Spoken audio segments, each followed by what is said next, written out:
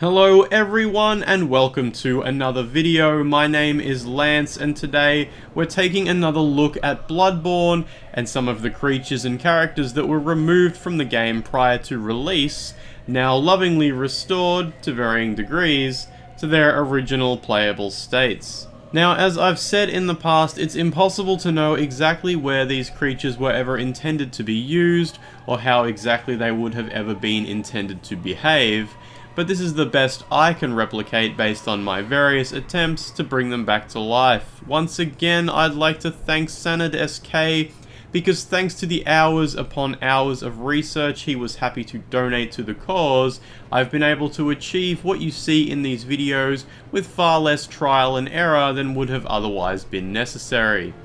With that said, let's begin. First up, we have this very detailed floating old man referred to in the data files as Evil Spirit. His detailed face and human appearance are strikingly unique and make it hard to believe he would have been a common enemy that might appear in groups, rather than a once-off boss or NPC. He does behave like an enemy for most intents and purposes, being able to approach the character with readiness to attack, and also being capable of evasive and dodge movements.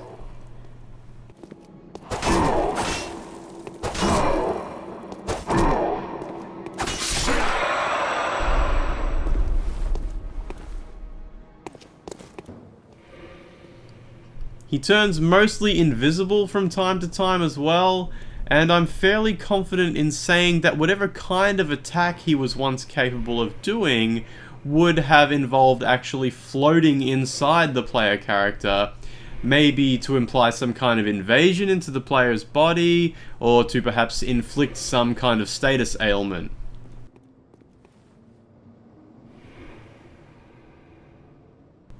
Now, another member of the Bloodborne hacking community, Zuli the Witch, was able to cause these enemies to actually spawn in a custom-built chalice dungeon, meaning that they almost did make it into the final game, as the code to load them into the game is mostly complete, but they were cut at a very late stage of the game's development.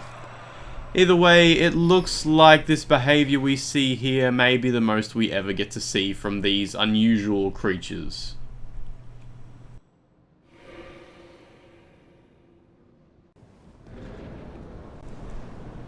So next up we have an enemy that is quite similar to the lesser demon boss I demonstrated in the previous video, this one being called Lesser Demon Variation. Once again, it looks like it's able to either appear with 1, 2, or 0 heads on its shoulders. I was able to spawn it in with 1 head and later no heads, but I wasn't able to convince it to load with 2 heads, so I'm not sure if that's actually possible. Either way, while fighting it, I wasn't able to cut its head off, which is something I was hoping for.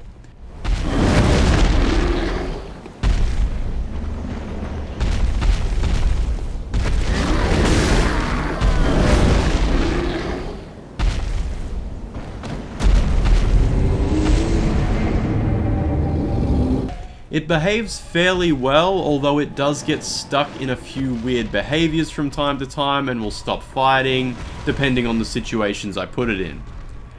I really like the way the wings look, but they get caught in the level geometry a lot, so I'm wondering if it ever got to a stage in development where that wasn't an issue. Maybe it was going to appear in a large, mostly open environment where there wasn't a lot of things for it to get stuck on.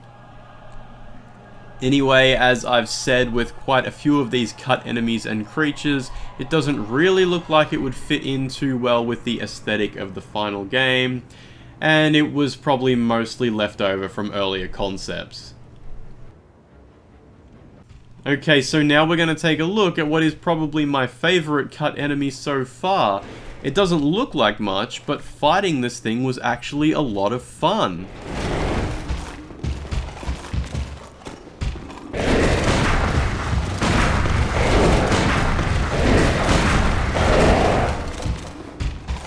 Its attacks look great, it's capable of wielding multiple weapons and switching from one-handed to two-handed from time to time, even taking out a shield and putting it away sometimes. It's a very well put together enemy.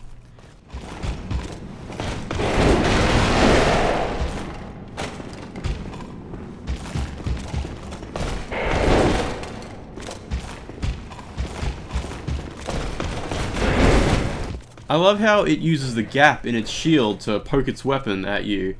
The data files call this one Shrine Knight, and something very interesting about that is that the pillars off in the distance of the hunter's dream are actually called shrines in the data files. It's hard to say if there was once a connection there, but it's definitely something I'll be keeping in mind as I keep exploring.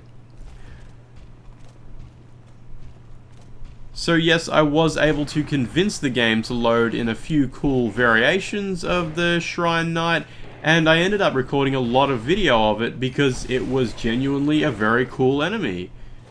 Definitely a very finished enemy before being cut from the game.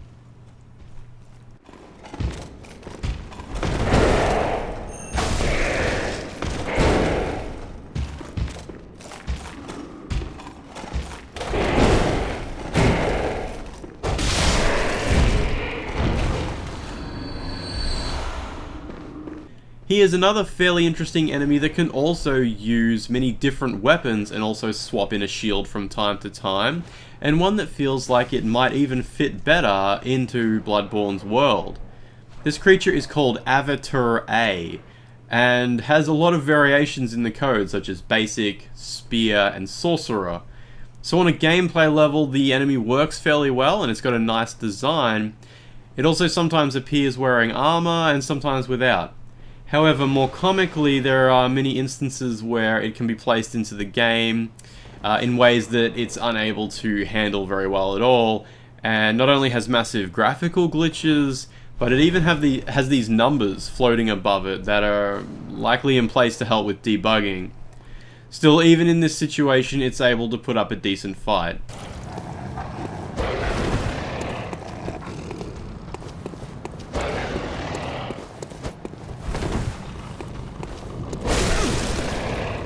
It's capable of swapping between dual wielding some small swords and into a sword and shield stance, but I wasn't able to get the shield to load in for this state, so it's not visible.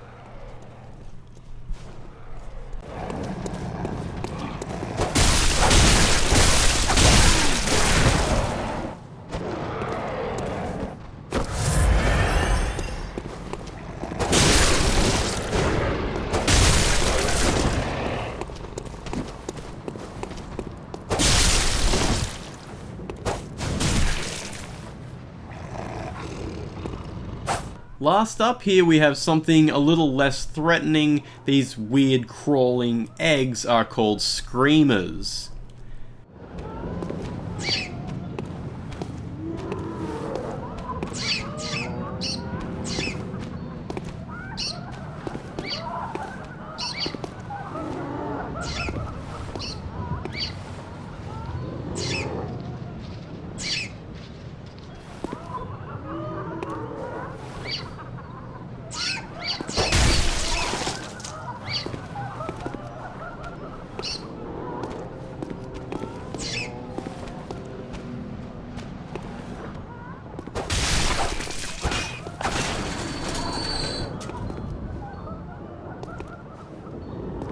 It's not particularly aggressive, but it will crawl towards the player and sometimes even run at them.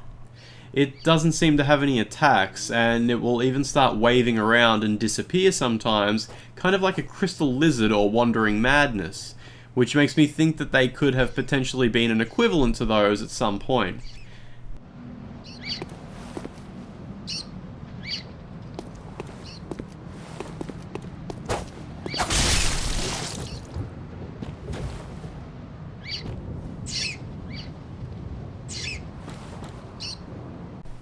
Being an egg and making a chirping sound suggests that there was at least at some point a planned ability for them to break open, which probably would have revealed their namesake, but as is, we can't really see why they're called screamers exactly. So they can fade out if left alone, or you can attack and kill them, once again exactly like the Wandering Madness creatures in the final game. I do like the idea of a crystal lizard that doesn't run away, but can also hatch to reveal an enemy, but it's hard to know if that was ever really the plan with these things.